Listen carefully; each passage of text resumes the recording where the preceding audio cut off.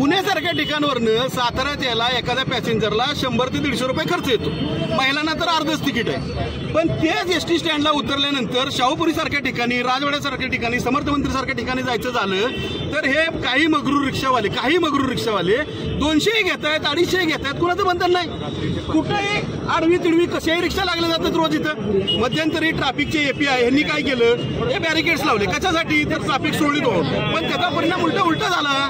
त्या आपला जो सबवे आहे त्या ठिकाणी बस बसते का? त्याच्या पुढच्या बाजूला टर्निंगला बस बसते का? लोकांच्या अंगावर गाड्या जातात.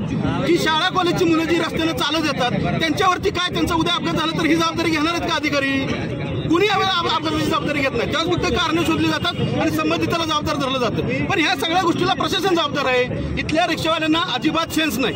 स्टँडवर उतरल्यावर अक्षरशः गडबाजी झाली आहे. ग्रुपिंग केलं जाते, दादागिरी दत्तिंग केली जाते.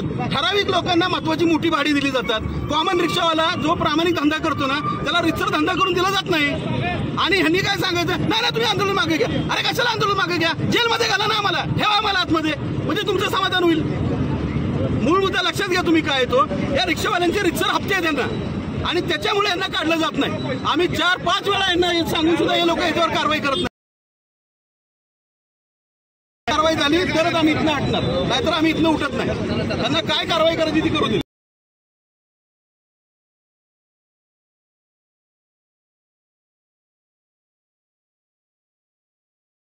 यांना 200-250 रुपये कशासाठी पैसे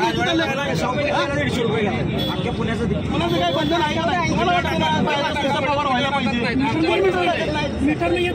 एक माणूस बॅच बिल्ल्याचं शर्ट घालून फिरत नाही. एका लाईनीत कधी रिक्षा लागत नाहीत. आमचा मीटर आम्ही म्हणलं मीटर टाकायचं म्हणजे आमचा मीटर नाही. कोण कारवाई करायला तयार नाही.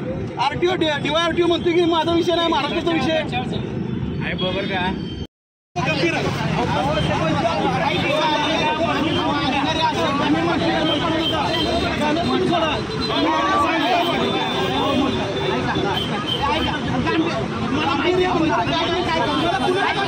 कुणालाही गांभीर्य नाही.